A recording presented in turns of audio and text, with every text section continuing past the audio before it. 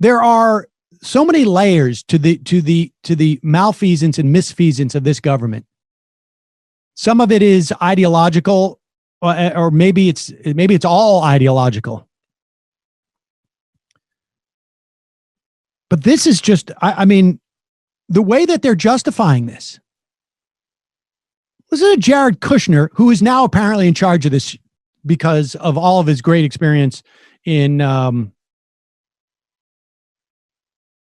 supply lines and disaster relief. Here's Jared Kushner saying, I don't know what he's saying. He's not saying what the federal stockpiles are for. He's just saying what they're not for. Listen to this. This is just bizarre. You have instances where in cities they're running out, but the state still has a stockpile.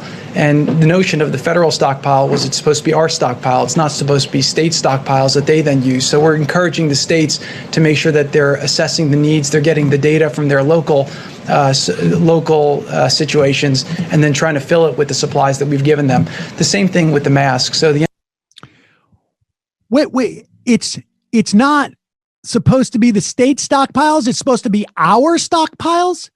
What is the federal government stockpiling personal protection equipment for at this juncture? And they can't release it to the states. Like what? Like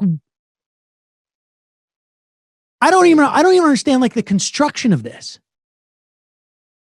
Is he basically just saying like these are the Kushner family stockpiles and we're going to sell this stuff? The federal stockpile is there to help the citizens of the United States. The states are organized in which to deliver federal support. I don't even understand like what he's talking about here. Do you think the states are trying to like hold back on their equipment? Get the federal stuff first because it's easier.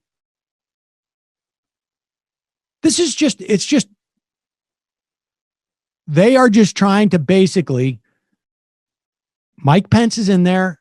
The Koch brothers are in there. I know one of them's dead, whatever.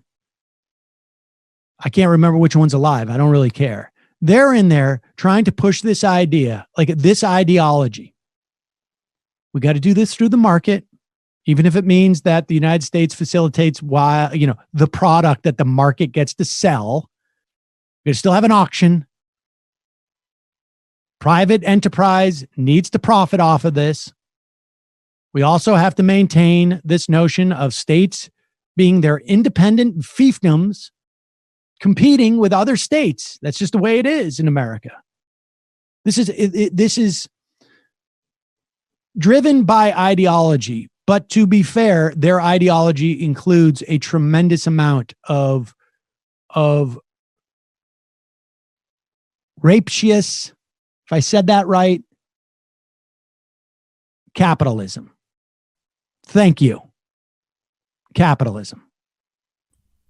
And I know there's an argument that all capitalism is of that ilk, but it wasn't.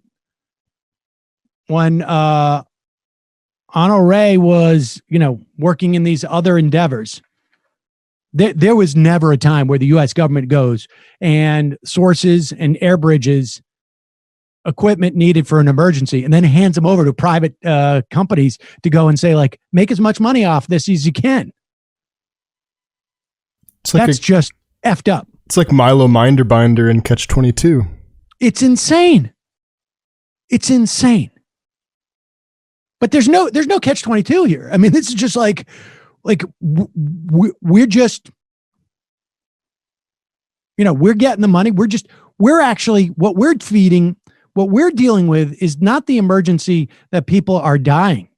We're dealing with the emergency that these businesses don't have the opportunity to exploit the fact that people are dying. That's the emergency that the Trump administration is dealing with. And so we're going to get them products so they can go off and basically price gouge. It's stunning. I mean, it's stunning. This is not this is not what I had planned for today.